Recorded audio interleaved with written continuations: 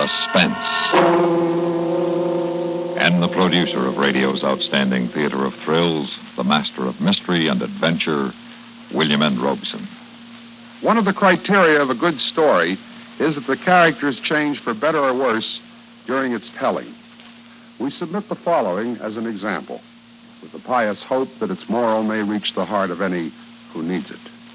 Listen then, as Miss Kathy Lewis stars in The Bridge, which begins in just a minute. Another visit with Joe and Daphne Forsythe.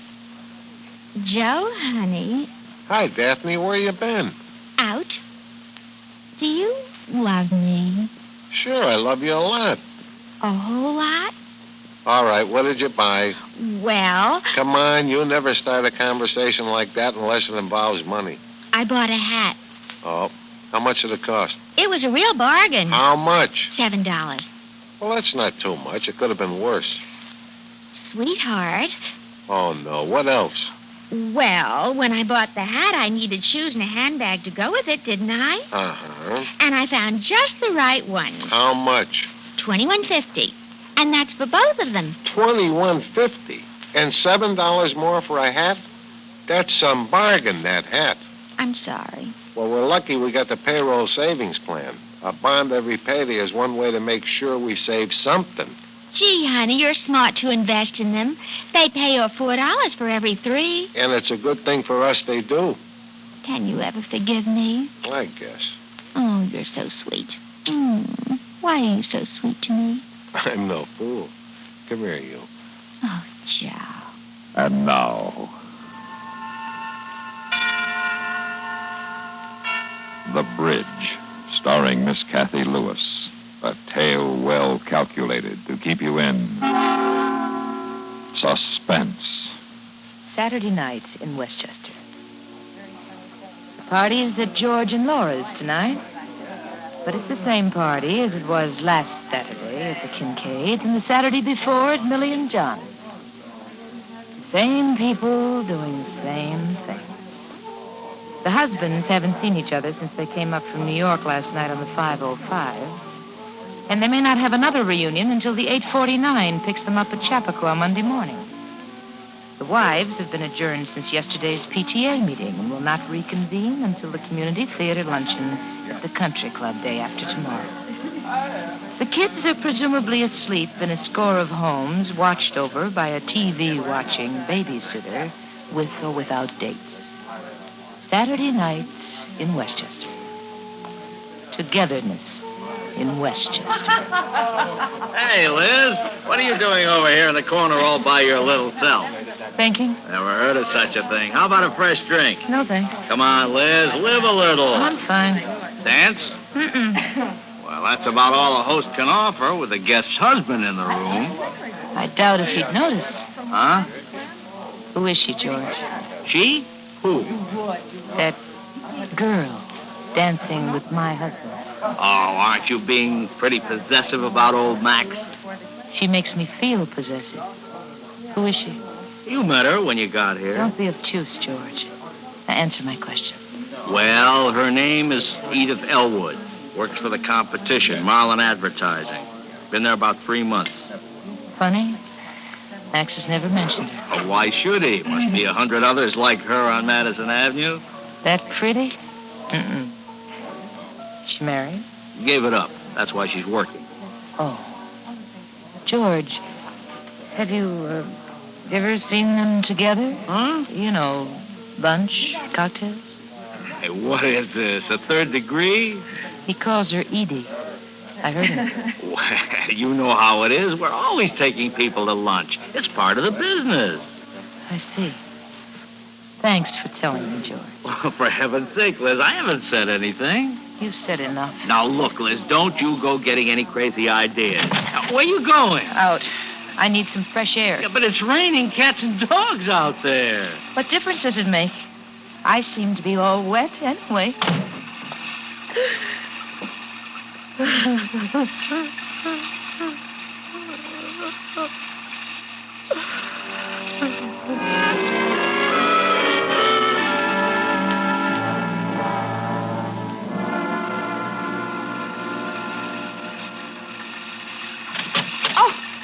Oh, it's raining, Max. Stand close to me under this awning. You won't get wet. Like this, Max? Mm-hmm. Like this. Oh, I adore the rain. So rainy. It was raining the day we met. Remember, Edie? Yeah. In front of 485, you stepped off a curb practically up to your knees. That's because I was looking at you instead of where I was going. Oh, you poor boy. You caught an awful cold. Now, isn't that just like a woman? I'd forgotten all about it. Hey, somebody else out here. Where? Speak up. Friend or foe? It's me, Max. Oh, Liz. What the devil are you doing out here by yourself? Would it be all right if I were out here with someone else? Perhaps I'd better go back inside. Edie, wait a minute. Is your wife getting in your way, Max? Now, what kind of a remark is that? I couldn't help overhearing. Oh, that was just party talk. Was it? I remember that cold. I remember it very well. It almost turned into pneumonia. I'd forgotten. I haven't. What's the matter with you tonight? You've barely been civil to people all evening, and now you're out here moping by yourself. I'm sorry, Max. I've been thinking. Thinking what? The times you've called recently to say you had to work late. How long it's been since you've asked me to have lunch with you in town.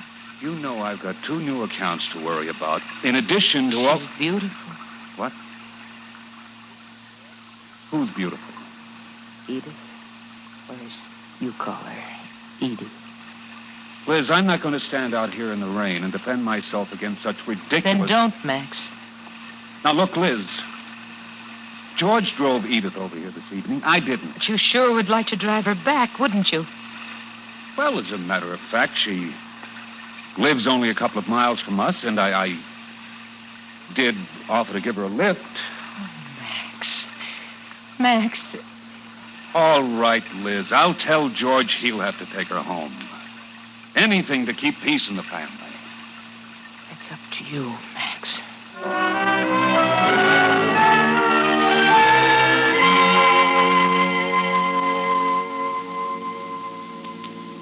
I don't know what I'd have done if you hadn't given me a lift, Max, with this rain and all. Oh, no trouble at all, Edie. Edith.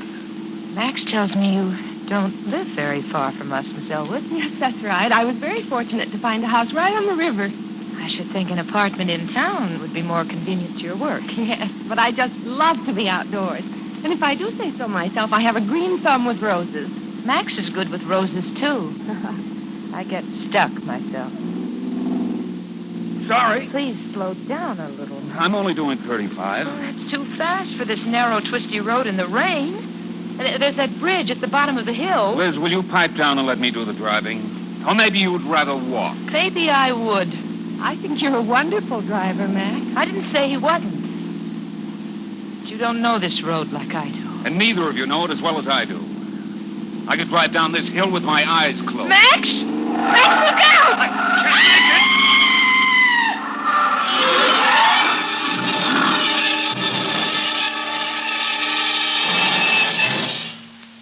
In a moment, we continue with the second act of Suspense. How can heroism be acknowledged and symbolized? Recognition of outstanding heroism takes the form of America's supreme military decoration, the Medal of Honor.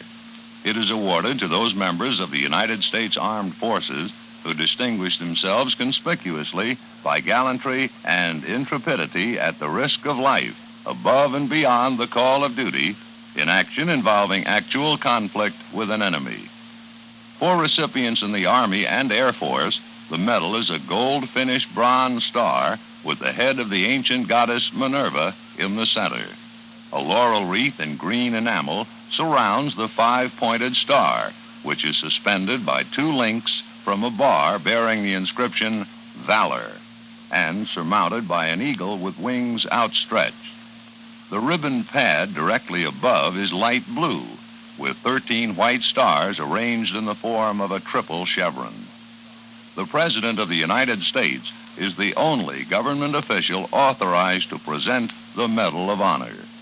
The award is made by the Commander-in-Chief in the name of Congress, thus accounting for why this highly esteemed decoration is sometimes incorrectly referred to as the Congressional Medal of Honor.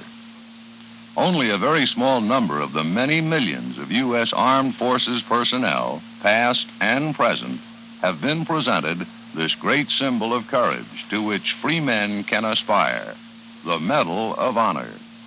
And now, starring Miss Kathy Lewis, Act Two of The Bridge.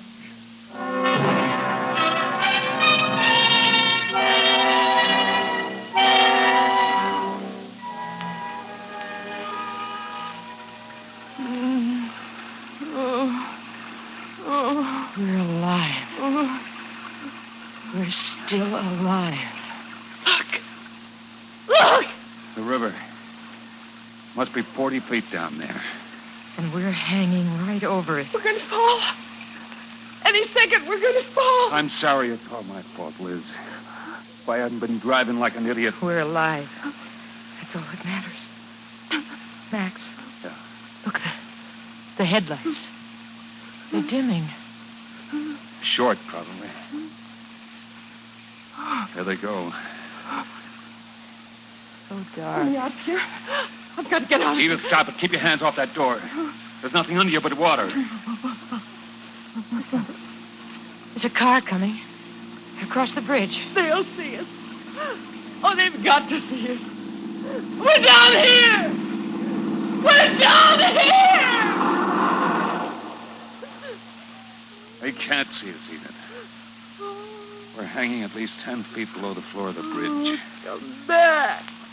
Come back. They couldn't have seen us even if our lights had been working. There'll be another one come along. We're falling. Oh, we're not. We slipped a little, but whatever we're caught on is still holding. There's a flashlight in the glove compartment. You're closest to it, Edith. I don't know where to look. It's so dark. Here. I'll get it. Let me have it, Liz. I'll see if I can tell what's holding us.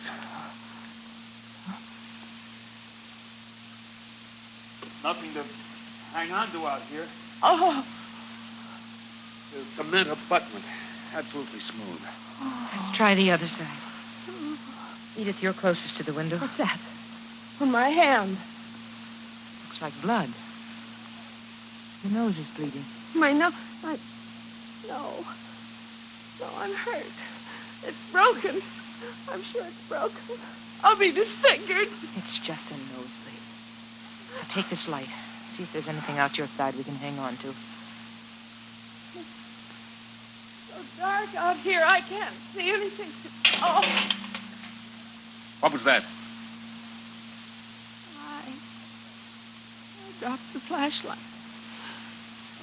Oh, I couldn't help it. I'm hurt. I'm in shock. You just have a nosebleed. I don't want to die. I don't want to die. Edith, hysterics aren't going to get us out of here. Whatever's holding us must be under the back wheels. We'd better climb into the back seat and reduce the strain. I'll go first. I'm the heaviest. All right, you're next, Edith. I can't. No, I can't. You pull, I'll push. No. Come on. No. Come on. Now, give me your hand, Liz. Up you come. It held. Thank God it held. Thanks. Think of some way to... Do you smell something? Yes, I was hoping you wouldn't notice it. Gasoline? Yes. With the car tipped at this angle, the tank's leaking. Gasoline. We'll catch fire. We'll burn up. Not if we're careful. I'm getting out. I've got to get out. Stop it, Edith. Sit down. Let me go. Sit down or I'll slug you. Max. See what you've started, Edith? Hold. Please, hold. It's caught again. For how long? It'll slip again and then we'll all be drowned. Shut up, Edith. Shut up!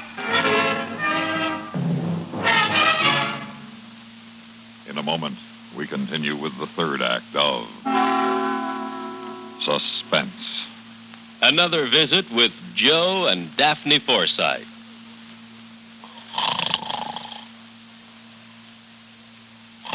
Joe. Joe. Joe. Yeah. I'm up. Now forget breakfast. I'll shave at work. Joe, it's not time to go to work. Then why'd you wake me up? You were snoring. How about that? You were snoring loud. Oh, really? I just wanted to quiet you. I thought I was quiet. You sounded like a buzzsaw going through a pine knot. Pretty good. I wish I could be with you at 2:30 in the morning. You can go back to sleep now. Oh, gee, thanks. You can get a good night's sleep, too. Our savings bonds will protect us. Huh? The money we invest is used to protect our country and its freedoms. Why, all around us we can see the safeguards that our bonds have paid for. How about that? So, you see, when you buy that savings bond with every paycheck, you're really investing in a secure night's sleep. Not in this house, I'm not. What? Good night, Daphne. Good night, Joe. And now, starring Miss Kathy Lewis, Act 3 of The Bridge.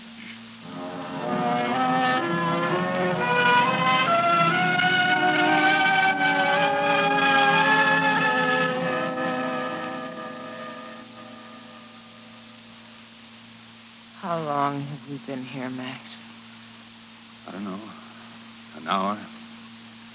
2, maybe. What are we going to do? What are we going to do? Sit. Wait. Wait for what? To be drowned? Listen. Here comes another car. When it's right above us, let's try yelling all together as loud as we can. Now get ready. Now. Help! Help! Help me! Help! Help me! Please help me! Save your breath, Edith.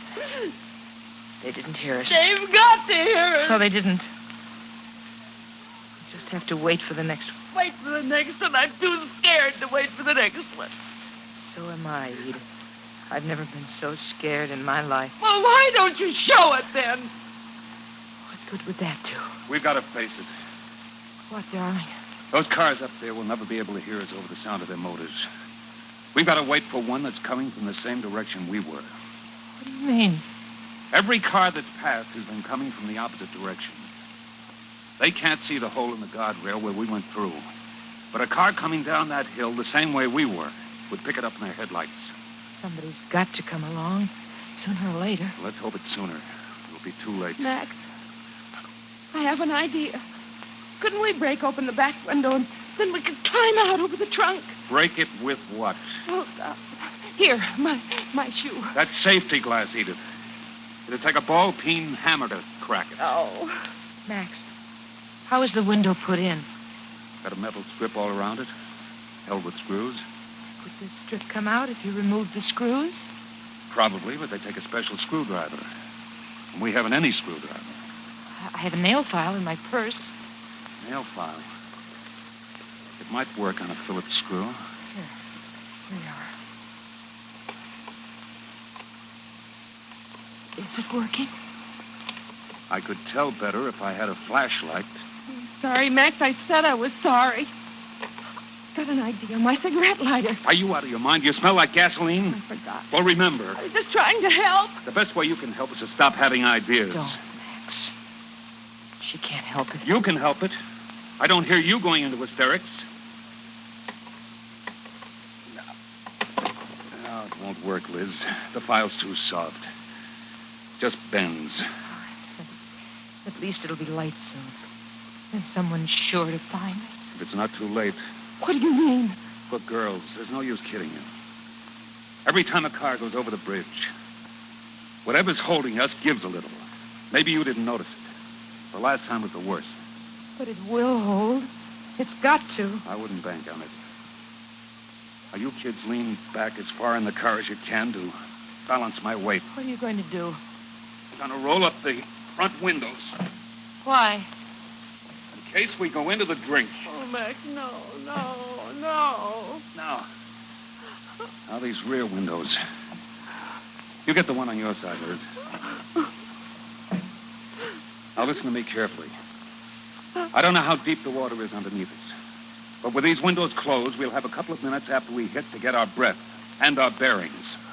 If the water's shallow, we may be above the surface and we'll have no problem. If we're completely submerged, we'll have to roll down the windows, let the car fill up, and then swim out. No, I can't. You can't what? I can't swim. Listen, I hear a car. Yeah. This may be the one that shakes us loose. Oh. Sit tight now. I don't feel the bridge shaking. Maybe he's coming down the hill the way we did. He's stopping. He's seen us. Maybe. Hey! Hey down there! It's George. Roll down the window. Liz! Max! Are you down there? Yes, we're here. Edith, too. Anybody hurt? I'm hurt, George. You've got to get me out. All right, sit tight till I break out a rope. You better hurry, pal. This car may let go any minute.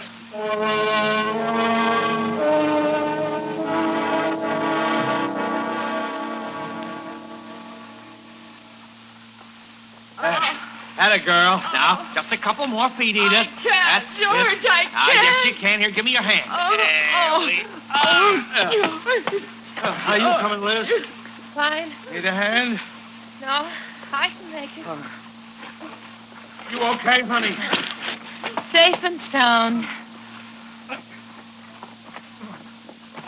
That was a close one. How in the world did you ever come looking for us, George? Oh, your babysitter got worried when you didn't get home. She phoned me. Oh, bless her. Are you all right? Yeah, Liz and I are fine. But you'd better get Edith to a hospital. She's had a nosebleed. Come on, George, please take me away from this awful place. Watch out for this truck. Yeah, he's pounding to make the hill. They always do coming across the bridge.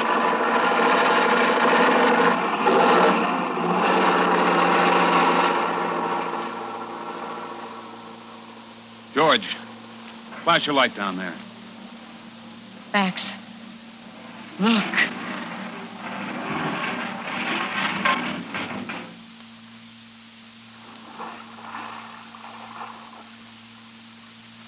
There, but for the grace of... Look, darling. It's sunk out of sight. Deeper than I thought. Well, pal, looks like you just lost yourself an automobile. I almost lost a lot more than that tonight. Huh? George, will you please take me home? Come on, George. You mustn't keep your date waiting. My date? Well, you brought her to the party, didn't you? It's only polite to see her home. Only, do you mind dropping Liz and me first? We're tired. We want to get to bed. Don't we, honey?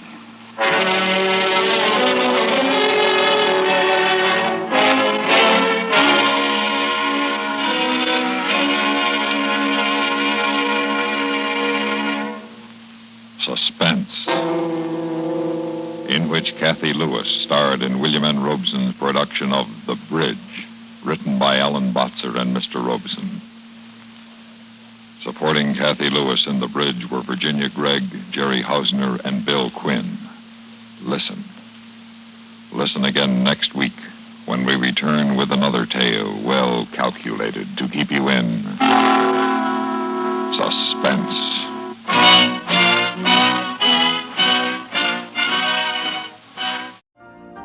You've been listening to the OTR Gold Network. Find more classic radio at otrgold.com.